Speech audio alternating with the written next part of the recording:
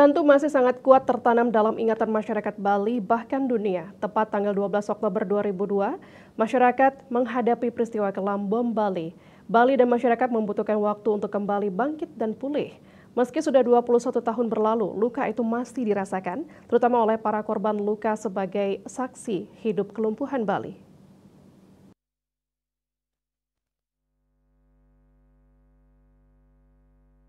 Tentunya masih sangat kuat tertanam dalam ingatan masyarakat Bali bahkan dunia. Tepat tanggal 12 Oktober 2002, masyarakat menghadapi peristiwa kelam bom Bali. Peristiwa mencekam tersebut menewaskan ratusan korban jiwa dan ratusan korban luka, tepatnya di wilayah Legian, Bali. Hingar-bingar Bali di tengah kejayaan pariwisata saat itu mendadak menjadi tangis pilu.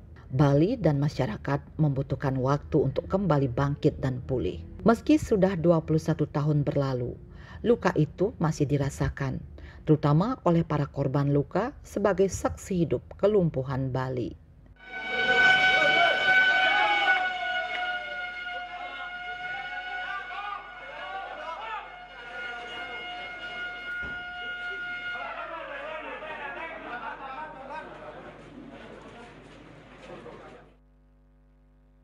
Lina merupakan salah satu korban luka bom Bali.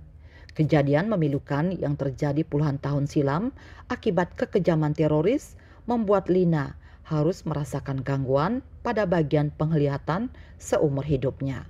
Dari peristiwa yang hampir merenggut hidupnya, Lina cepat bangkit dari rasa trauma dalam yang mungkin tidak semua orang bisa lakukan. Sejak pulih dan bisa kembali beraktivitas dari puluhan operasi yang pernah dijalani, Lina mendedikasikan hidupnya untuk membantu para korban lain dan free tour guide di Monumen Peringatan Bom Bali Legian. Lina dengan senang hati memberikan informasi kepada keluarga korban, wisatawan, instansi yang berkunjung, dan masyarakat umum terkait peristiwa bom Bali tahun 2002. Lina sangat berharap lokasi bom Bali di wilayah Legian bisa dirawat dan dijaga dengan sebaik-baiknya oleh pihak terkait karena ini merupakan bagian dari sejarah Bali. Sejarah kebangkitan Bali atas kekejaman teroris dan pelajaran untuk Bali agar semakin mengukuhkan benteng-benteng keamanan wilayah Bali.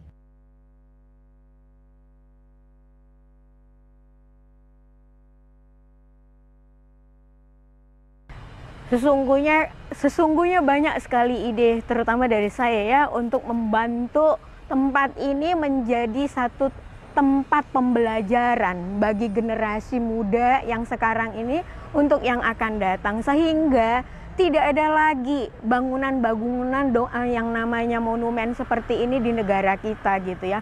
Kalau sempat banyak dokumen yang seperti ini, bangunan yang namanya seperti ini di banyak kota, itu artinya negara kita lagi yang namanya enggak secure untuk boleh divisit. Nah, untuk itulah terus kami mendengungkan ini setiap tahun sebagai dalam tanda kutip tidak memperingati tetapi sebagai doa perdamaian, karena kita percaya bagi orang yang beriman gitu ya, doa itu untuk kita yang hidup, artinya bagi korban dan keluarga korban juga masyarakat. Nggak hanya masyarakat Indonesia aja, tapi masyarakat dunia untuk boleh apa sih pentingnya perdamaian itu di dalam kehidupan kita. Salah seorang anak korban bom Bali, Kadek Wina Pawani menuturkan, pada saat kejadian bom Bali 12 Oktober 2002 silam, dirinya saat itu berusia 5 tahun.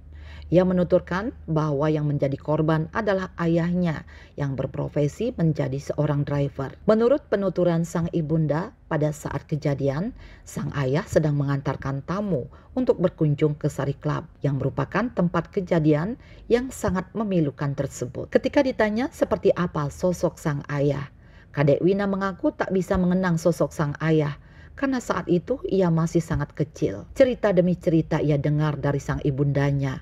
Sang ayah pada saat itu sejatinya diminta tolong untuk mengantarkan tamu di luar jam kerjanya dan menunggu di depan Sari Club. Saat kejadian bom meledak, sang ibu yang saat itu berada di kampung halamannya yakni Buleleng sempat mendengar bahwa ada peristiwa memilukan yakni bom Bali di Sari Club. Namun sedikit pun tidak terlintas di benak sang ibunda bahwa ayah dari Kadek Wina menjadi salah satu korban bom Bali. Selang beberapa bulan kemudian, ada kerabat yang menginformasikan kepada sang ibu bahwa suaminya menjadi korban bom Bali. Menurut informasi pada saat itu, jasad sang ayah pun belum ditemukan. Hanya saja ada informasi dari perusahaan yang mempekerjakan ayahnya bahwa ayah Kadek Wina tidak bekerja selama berminggu-minggu. Hingga pada akhirnya jenazah sang ayah bisa diidentifikasi dan sang ibu meyakini bahwa itu merupakan jenazah suaminya. Hingga akhirnya Kadek Wina dan dua saudara lainnya dibesarkan oleh sang ibundanya seorang diri. Kadek Wina juga menuturkan bahwa dirinya sangat kehilangan sosok sang ayah. Namun ia, saudara dan ibunya dipertemukan oleh donatur dermawan yang menjamin pendidikan Kadek Wina hingga sarjana. Saat ini Kadek Wina sudah berusia 26 tahun dan bekerja di salah satu rumah sakit hewan.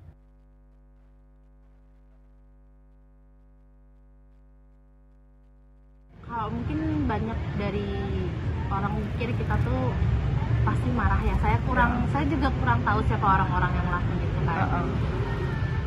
Di kita sih sebenarnya itu nggak adil ya, karena efek yang diberikan kepada saya, ibu saya, terutama ibu saya.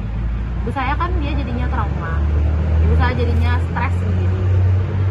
Dan orang-orang yang ngelakuin itu tuh saya baru tahu kalau tujuannya apa. Itu saya baru banget di usia saya 25 tahun saya baru tahu, dan pas saya dengar itu kayak egois gitu ya. Untuk lupa kejadian itu susah, tapi saya jadinya kayak ada berkah gitu.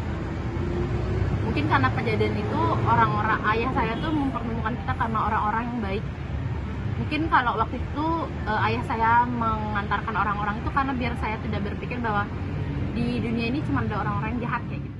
Dalam pandangan salah satu praktisi pariwisata Nyoman Geraha Wicaksana menyatakan adanya aksi terorisme yang menyebabkan korban berjatuhan akibat bom Bali 2002 tersebut membangkitkan rasa persatuan seluruh komponen masyarakat baik lokal maupun internasional. Hal terpenting dalam pengembangan pariwisata yakni dijaminnya keamanan di daerah pariwisata.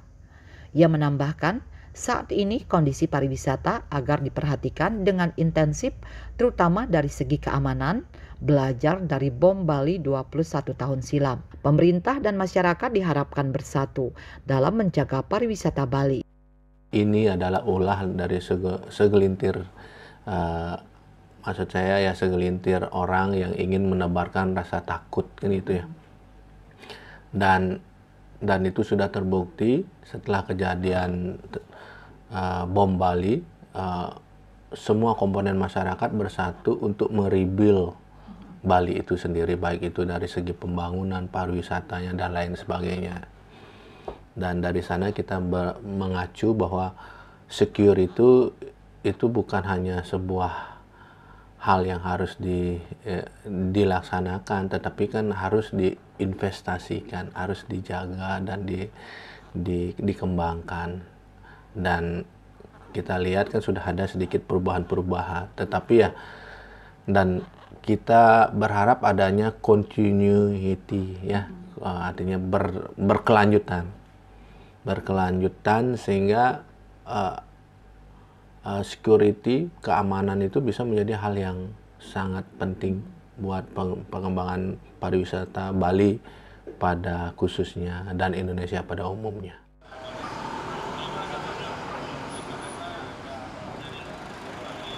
Juliana dan Andika, Bali TV.